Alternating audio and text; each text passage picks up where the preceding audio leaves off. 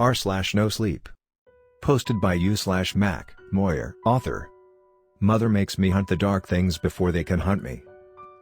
My name's Abby. I'm 19 years old. Since I was a kid, Mother forced me to hunt the dark things before they came to hunt me. It never gets easier. It's always terrifying. But I do it anyway. This is my journal. The old Toyota took me maybe a half mile into the woods before the dirt path vanished and the tree clusters were packed too tight to go any farther. It was hard work, hefting the dead man over my shoulders then marching through the hills, but as always, I was guided by Mother's hand, by Mother's will, and that was more than enough for me to bear this burden. My steel-toed boots crunched in the leaves and I ignored the burning in my lungs, the sharp cramps in my sides, and I forged onward. A persistent eastbound wind brought the trees to life, rattling the last dead leaves from their branches. I grit my teeth, crested a hill, and nearly sprained my ankle going down into a gully. The fire axe was attached to my hip. I let out a mumbled motherfucker each time the fire axe's wood handle knocked against my left knee. An hour into my march, I smelled it on the wind. I sensed the webs rippling.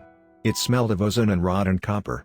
The mysterious scent combined with the ripples in the webs gave me a strange sensation of vertigo, and, as always, a deep and cutting terror, and that was when I knew I'd come far enough. I dumped the body into the leaves then shimmied up a nearby tree, my wet noodle legs screaming with every foothold. I nestled onto a sturdy branch overlooking the bait and I waited. Exhausted as I was, there was little chance of me falling asleep up here. The early autumn winds were far too unkind for that. My trench coat and thick thermal shirt I wore beneath it did previous little against the cold. I held myself tight, teeth chattering, hoping that the man once known as Emmett Bryant was hungry enough to take the bait before I froze to death. The vulture didn't take long. This time of year, the turkey vultures headed south toward warmer temperatures and more plentiful food, but the thing once named Emmett Bryant wasn't yet capable of the migration. I heard him tumbling through the dark on his half-formed, unsteady legs, still growing accustomed to his inverted knees and his long toes tipped with talons.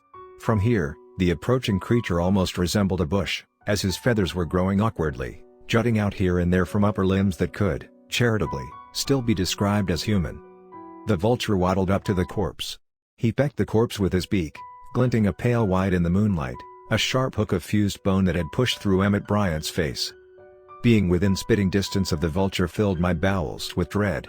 It was one thing no amount of training could ever overcome, that sense of terror mainlining through my system every time I saw one of them. The vulture hissed and grunted before grabbing the corpse and dragging it away.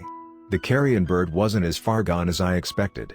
I'd been expecting a creature utterly devoid of humanity, but that clearly wasn't the case yet.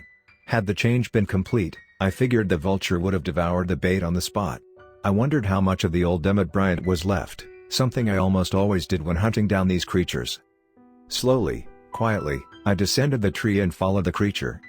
I unhooked the axe from my belt, casually removed the leather protective case from the blade, and kept the weapon close as the vulture approached a shack about 50 yards ahead, with lonely candlelight burning in the window. I hung back at the tree line while the vulture dragged the corpse inside. The vulture shut the door. I noted movement in the windows, feathery silhouettes. I waited another moment to make sure the vulture was staying put, then I crept toward the shack. I crouched beneath the window then took a peek. The half-bird that had been Emmett Bryant had a perfectly formed vulture's head, bald and bright pink, resembling a bloodshot eye. His black coat button eyes reflected the candlelight as he pecked at the dead man's guts. There was movement across the room. I went still, held my breath, careful not to make sound. I loosened my fingers around the axe handle, I swung better with a relaxed grip, then scooted up to get a better look. Oh fuck please no. There was a woman squatting on the floor, in the corner. Well, it used to be a woman, anyway. Her head was still vaguely human, with the tornado funnel of pointed bone that would become her beak not yet piercing her skin. Her eyes had bulged toward the sides of her head, as if they were intent on inching away from each other. Her mouth, such as it was, still had a handful of human teeth, but given the curving reformed bone, she had trouble biting much of anything. The female half-bird mewed and chirped pitifully, suffering the pain of her transformation. The vulture grunted back at her, not unkindly, then plucked out a pink blob from the corpse and spit it into her deformed mouth. She was naked from the waist up, nothing but bare human flesh. Bare for the most part, I mean. The feathers on her upper body had only just started to sprout. From the waist down, however, she had a plump bird's belly and a thick, black coat of feathers. The vulture waited for the female to swallow, gave her a moment, then plucked another bloody bit from the corpse. While feeding the female, the vulture didn't take even a single bite for himself. The female shifted, chittered in pain again, and that was when I spotted the egg beneath the female's plump belly. I stifled a gasp. The egg was round, white, and smooth, just over 12 inches from top to bottom. The vulture grunted to the female, perhaps suggesting that she lay somewhere more comfortable, but the female shook her head, repositioned herself, then nested once more upon her egg. Of course, the birds weren't the first beings to reproduce after being infected with the dark energies. Far from it. The energies bled through interdimensional membranes, silent as carbon monoxide, and, sometimes, the unwitting infected were already pregnant when the darkness took root. The difference this time was that I had never seen an infected newborn this early. Thus far, I'd only run into the offspring when they were old enough to snap their teeth at me. I stayed my hand, for just a few moments, once I heard the newborn stirring within the egg. The vulture assisted the female as she waddled to the side as the egg began to crack like dried paint chips flaking off a wall. A small, slick beak pierced the surface. I turned away from the window, however, suddenly feeling like I was intruding on their private moment. I sat against the wall and listened to the awestruck grunts from the vulture and the female as their newborn pecked itself free. A minute later, I heard the squeaking, whining chirps from the newborn as it stepped into a new world. Despite my terror, despite the awful, monstrous nature of the creatures inside the shack, the newborn, of course, being the most monstrous, it was nevertheless the most beautiful sound I ever heard.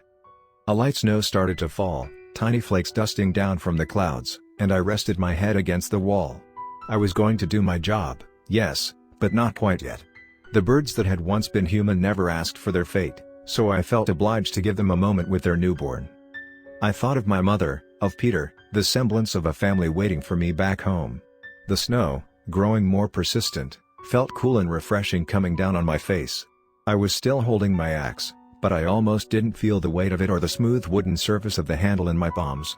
I closed my eyes and saw the gray acres I called home, the barn, the farmhouse.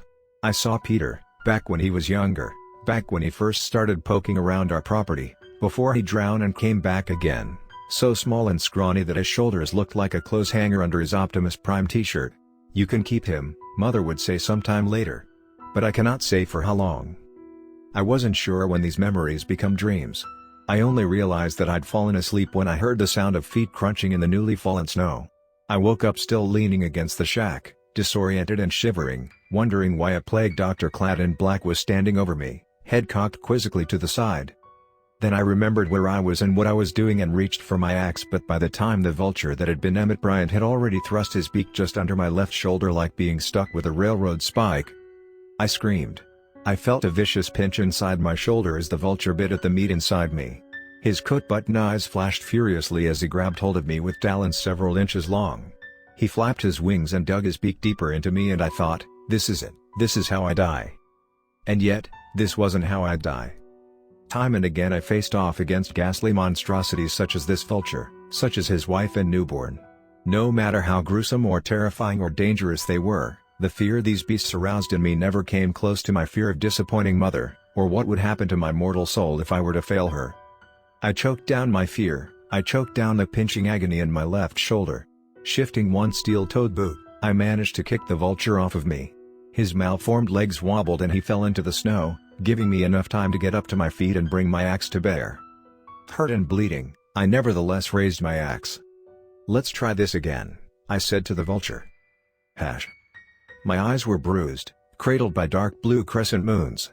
The flickering candlelight resting atop the sink only served to make my bruises that much darker, my skin that much paler, dueling yin-yangs wrestling for control of my face.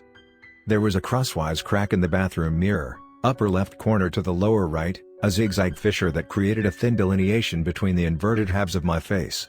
The reflection was off, uneven, and my left half was positioned significantly higher than the right. I couldn't decide if my reflection looked more like a mugshot or a bad attempt at a surrealist portrait.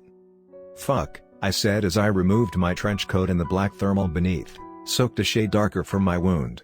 I peeled the thermal off, leaving me in a sleeveless white undershirt that revealed the bright tattoos covering my arms and chest. The vulture got me under my left clavicle, but the wound wasn't quite as bad as I first thought. It hurt like a bitch, but I suffered worse. I left the first aid kit back in the Toyota, so I couldn't do much to clean the wound right now. I still had work to do in the other room, not to mention a long hike back to the road, but I figured I could finish up before any signs of infection started to show. I removed my undershirt, using it as a slapdash bandage, good enough to stop the bleeding, at least.